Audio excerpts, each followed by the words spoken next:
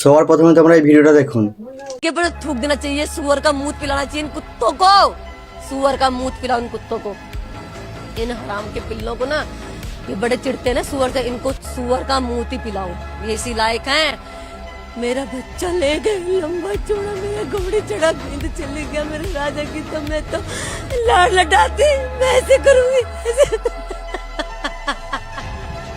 ये एक माँ का दर्द है जो शायद उन लोगों को समझ में नहीं आएगा, जो रंग थोड़ा सा रंग पड़ने के चलते जान ले लेते। आजा एक बारी आजा, नहीं तो मेरा कलेजा निकल।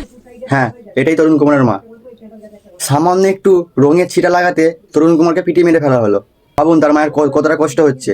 আর এই ঘটনা নিয়ে কোনো সেকুলারকে ভিডিও বানাতে দেখলাম না।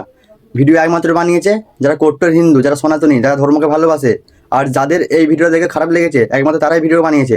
আর আমি তো এখনও বলছি, আবারও বলছি, আগে দেখেছো বাংলাদেশ, সেম ঘটনা, এখন হলো দিল্লি, ভারতবর্ষের দিল্লি।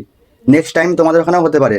তাই প্রতিটা গ্রামের হিন্দু এবং ভারতবর্ষের প্রতিটা হিন্দু এক হয়ে থাকা আমাদের ভীষণভাবে দরকার। একটা হিন্দুর পাশে একটা হিন্দু গিয়ে দাঁড়ান, তবেই হিন্দুদের প্রতি বিশ্বাসটা হবে।